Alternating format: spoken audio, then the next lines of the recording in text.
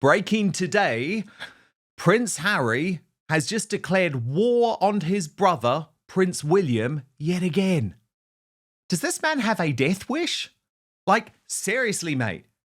William is going to strip your titles, strip your children's titles, and make sure that your beloved, Ms. Meghan Markle, is unable to cash in on her Duchess of Sussex title if you are not very, very careful. So these types of stunts are not a good idea.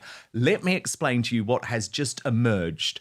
Prince William arrived in Brazil for his Earthshot Prize. Now, this has been signposted literally for months. It is the biggest moment of William's year. It matters hugely to him. And let's be honest, after the terrible publicity that the British royal family has suffered internationally over the past couple of months, especially the past fortnight, because of Andrew Mountbatten Windsor and his fall from grace, what we need is some good international publicity for Prince William. But check this out. Despite having promised to swap diaries with his father in order to coordinate no major clashes between Harry's events and Prince William, he has scheduled a last-minute trip to Canada in order to take the attention away from Prince William's big event.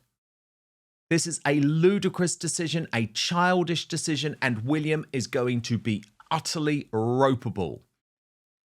His friends actually already briefing to Tom Sykes of the Royalist Substack. Let me just take you through this. He writes, Harry reignites war with William, blindsiding his brother with announcement of a Toronto trip.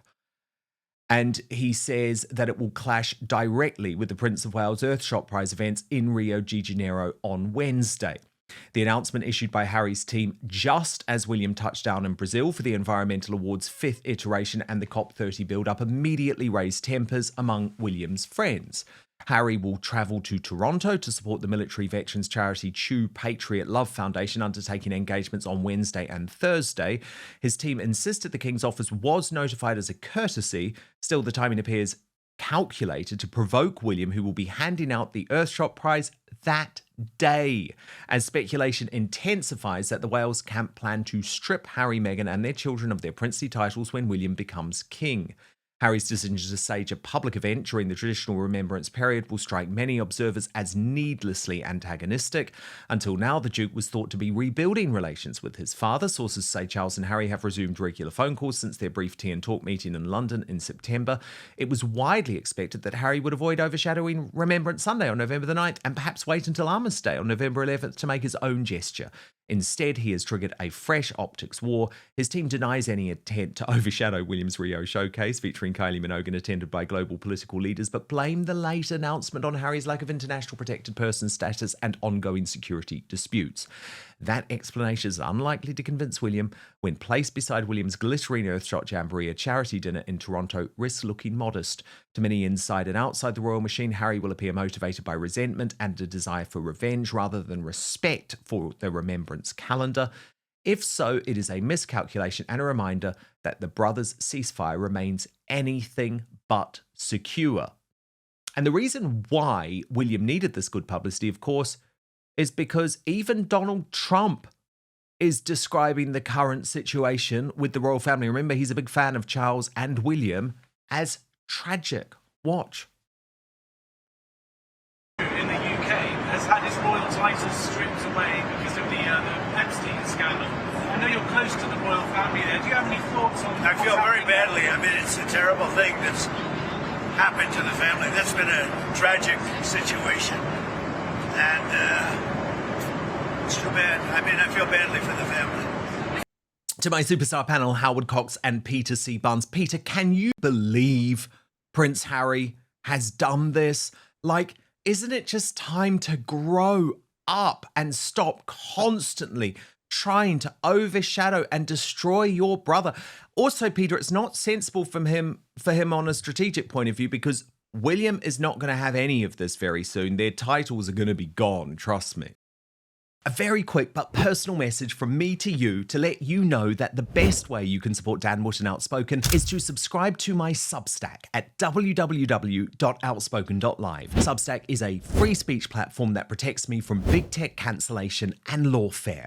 Paid annual or monthly subscribers get an extra hour of content with the Royal Uncancelled After Show available every weekday with no advertising whatsoever. You can also message me direct on there. That's www.outspoken.live. Yeah, on the issue, can I believe it? Well, of course I can. It's Prince Harry, and he's not the smartest kid in the room, is he? I mean, I bet chocolate teapots are more use than him. But I mean, it's rather ridiculous if we're being honest. But again, it's just no surprise. He's a narcissist and he's a child and he's never been told no. And then he conceives every chance that he's been, that he might be in the wrong as completely impossible. And there we are. You can't deal with these people. You shouldn't negotiate with a terrorist. You shouldn't negotiate with a prince who's been told no. That seems to be the rule here, because of course he was going to always do this. It's in his nature to do it. He's got a chip on his shoulder, and I mean, you might as well get some Doritos and use it as a salsa dip. It's rather ridiculous, but there we are. I have to admit, Will is going to definitely take all steps necessary, because I think actually stripping Andrew was William's idea. I don't believe it was the king's idea 100%. In the slightest, because if it was, he'd have done it a while ago. I think, you can have the arguments that, he's waited and waited. I think William wanted rid of him, and he wants and him nowhere near the Windsor estate for when he becomes king. I think this was a moment and a difference between Will and Charles, because I think William's got that edge. He's got that rough edge and that sharp edge to be able to go, no, this is bigger than the family. This is about the future and the legacy of the royal family. And he gets that. I think Charles is a little too soft on this. And of course, what I think Donald Trump hit the point very well there. He says, it's a tragedy for the family. We forget that the royal family are a family, and they have disputes like everybody else. Unfortunately, theirs are significantly bigger and on the front pages, but it is always sad to see brothers at war. It always is.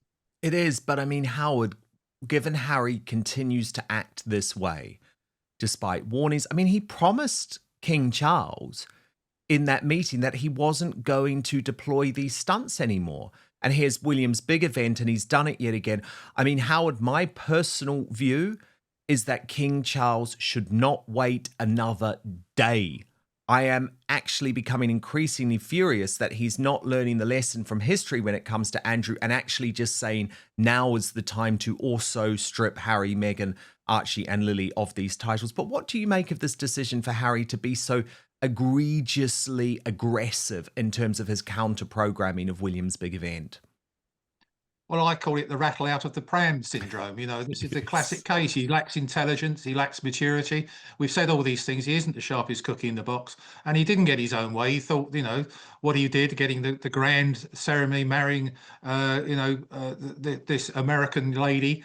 Good luck to her. It went well. We all loved her, didn't we, at the time when they got married? We thought this is great, but then it went to their heads. And as far as I'm concerned, the sooner that William and Kate become king and queen properly, and the king and the current king and Camilla moved aside, a bit like in the situation we had with the Queen Mother when our beloved Queen reigned. She was a good advisor, but I think William, in my opinion, is a great advert for this country, and I'd love to see him actually being the king of this country. He presents himself well. I'm worried about our king at the moment. He's not well. I understand it quite well. I speak to Arthur Edwards quite a lot. And he's the photographer. Yes. And he tells me that he's not well. I mean, I don't know how bad he is, but I understand it's more serious than we think. And someone like King Charles at the moment, you see, I don't think he's speaking up for Britain enough. He's not. He's the head of the Church of England, and he's not actually shouting from the top that our Christian values should be taking over and leading the fight against multiculturalism. He's not doing that. They say he mustn't step in politically, but he's quite happy to go to a mosque and take his shoes off and pray with them. Yeah, quite a lot of people are now concerned that the king, and I say quite a lot of people, Howard, I'm one of them, you're one of them, concerned that it feels like the king sometimes actually wants to promote Islam more than he promotes Christianity, which is a very, very bizarre position for the head of the Church of England. Peter, I just wanted to come back to what you were saying about this very much being a decision driven by William, because that has been my reporting for a long time. But what's so interesting is that you have these client journalists, right? And they literally just swallow hook, line and sinker whatever PR bollocks, basically, they are fed by Buckingham Palace. And when I launched Outspoken, actually, one of the things I said is that, because I break a lot of royal news, but I don't just follow what the royal rota do. But I was so embarrassed about that awful Emily Maitlis on the fake news agents, right? Because she actually did a genuine report last week, a correct report, which was basically what you were just saying, Peter, that this had all been very much driven by William. Clearly gets a phone call from Buckingham Palace, right? I can just tell by what she's saying and the quotes and all of a sudden, she does a total 180 on her initial report. So I want to play you this from the fake news agent and then get your reaction off the back. Watch. But first, this time of year, the air gets harsher, the heating's on, and skin takes a beating. Dryness, fine lines, that loss of bounce. So now I need to tell you about how I've been avoiding those issues through the incredible products of OneSkin, the world's first skin longevity company. It's led by an all-female team of PhDs in skin regeneration and tissue engineering, and their standout technology is the OS1 peptide. Instead of just masking dryness, OS1 is designed to work at the cellular level, targeting senescent cells, the troublemakers behind wrinkles and reduced elasticity, so skin can behave more like its younger self. By addressing aging at the source, OS1 helps support a stronger moisture barrier, improves the look of firmness and bounce, and smooths rough, tired-looking texture.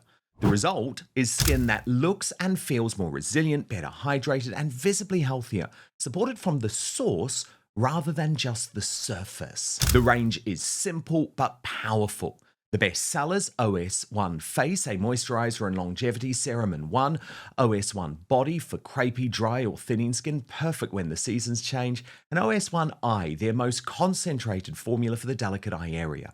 Every formula is dermatologist tested, safe for sensitive skin, NEA approved, backed by 5 published clinical studies, and trusted with over 10,000 5-star reviews. If you're ready to upgrade your routine for the colder months, start with Face and build from there. This season, don't just moisturize, support your skin at the cellular level with OneSkin.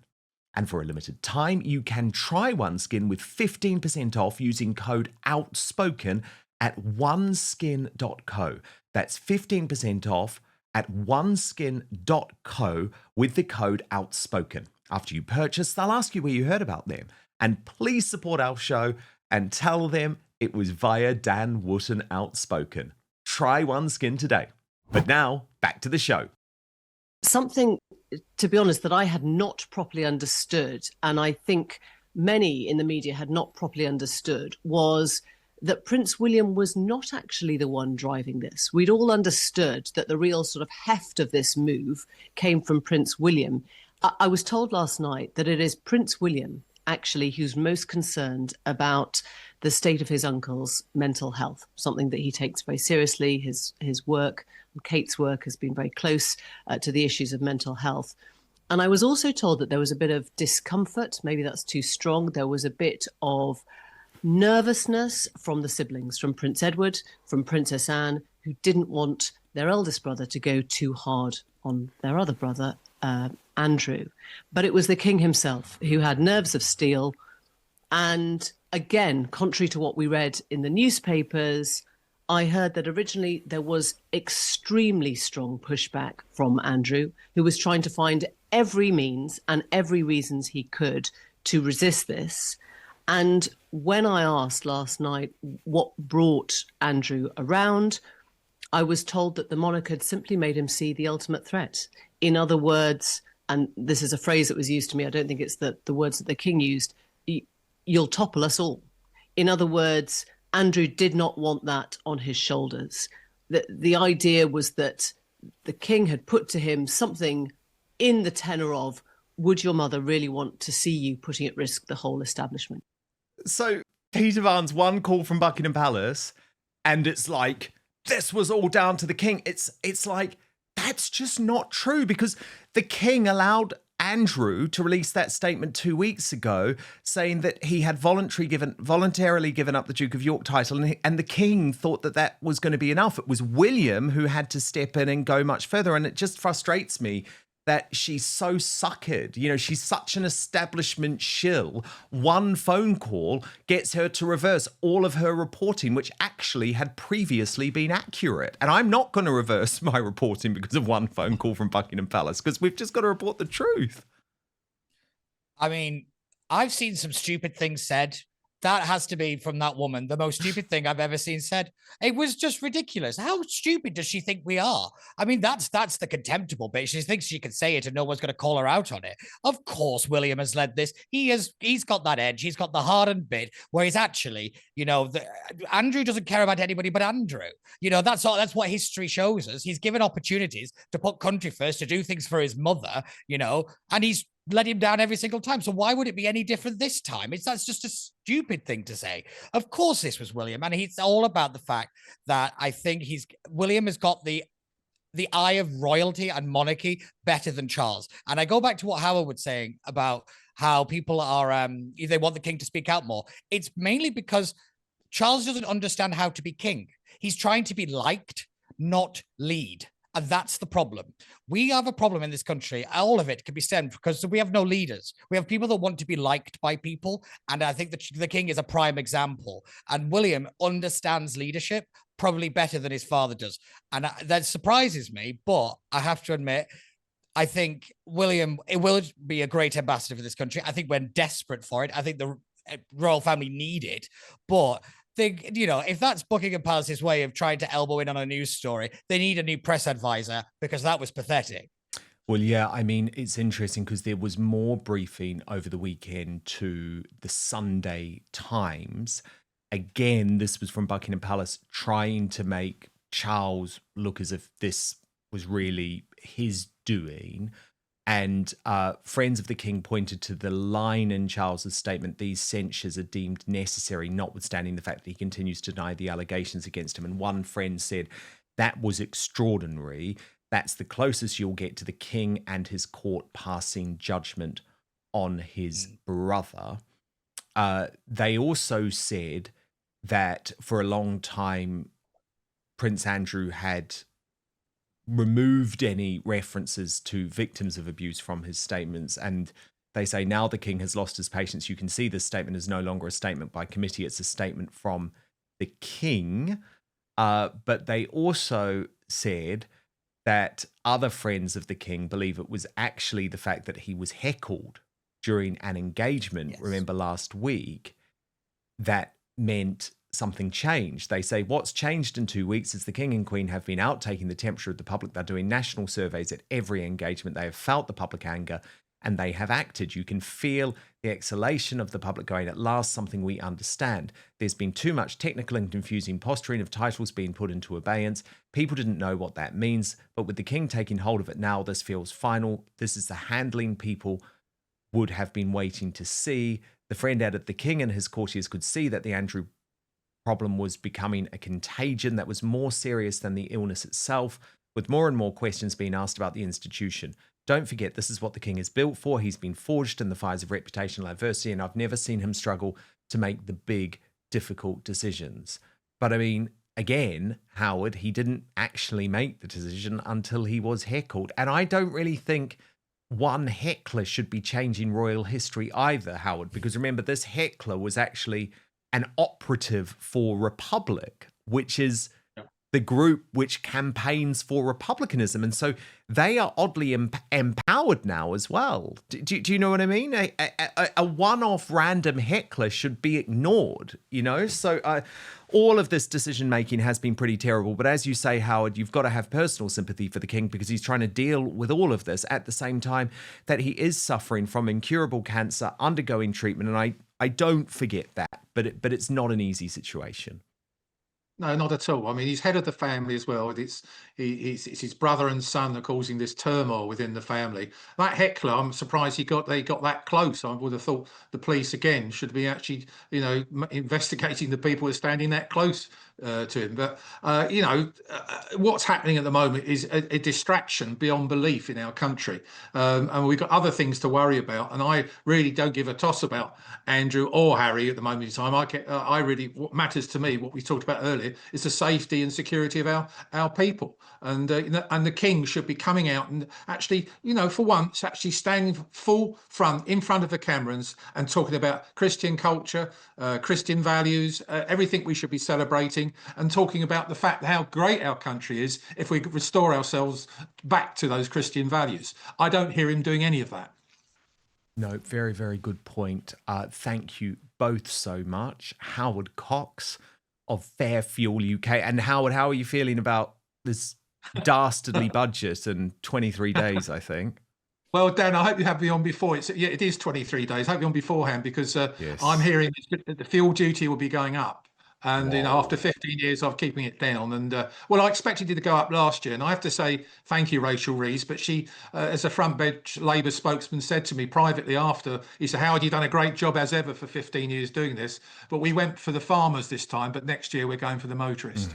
So watch this space. What assholes? Okay, no, we definitely will have you back on before the budget, Howard, and of course we'll see you tomorrow with the Tommy trial. And Peter, where can people follow your brilliant Barnes network now on Substack? Yes. So I'm launching a spate of new shows. I've got my Substack. You can find me on there if you search for PC Barnes 123 on pretty much any social media platform. You will find me. But yeah, over the next couple of weeks, you'll probably see a lot more adverts and a lot more promotion about all the things I've got cooking just before Christmas. Amazing. Well, I'm very excited about that. Thanks. And Howard. Howard, make sure you look out for Lauren the Insider, who is going to be there outside of court tomorrow. We'd love to speak to you. We are live with the verdict from 9:30 a.m. This is the earliest show we've done for Outspoken, but I'm very excited about it because you cannot trust the mainstream media, as you well know, Howard, when it comes to reporting of these Tommy Robinson court cases. So thank you both so much. Howard Cox, Peter C. Barnes, superb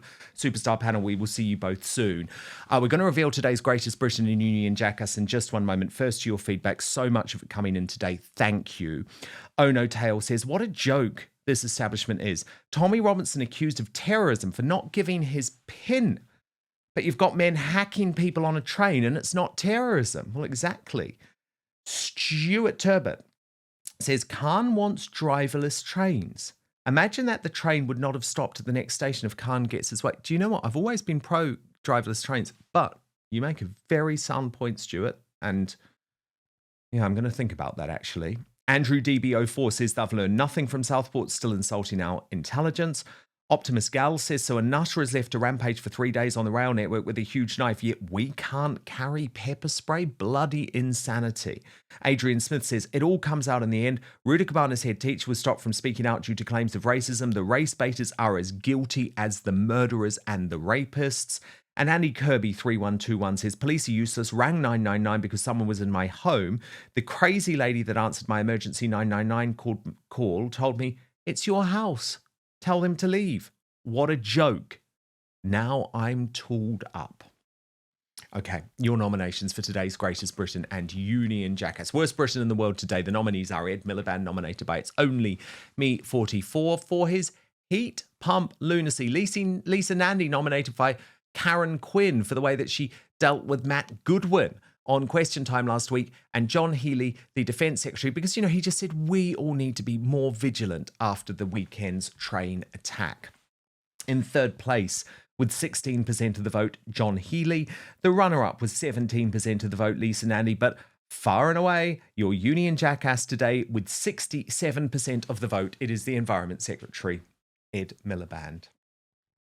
And the greatest Britain today is that LNER member of staff, unnamed, with Sarah Booth writing, the unnamed member of the cafe staff who put himself between the crazed knife man and the passengers. God bless you. Thank you so much for watching Dan Wootton Outspoken. Please click on my face just to the bottom left to subscribe to this brand new independent news source and turn on the notification bell so you'll be alerted to our brand new live shows, uncancelled interviews, and special royal episodes. Outspoken is also now available as a podcast, so you can listen to the show every weekday on the go, wherever you are.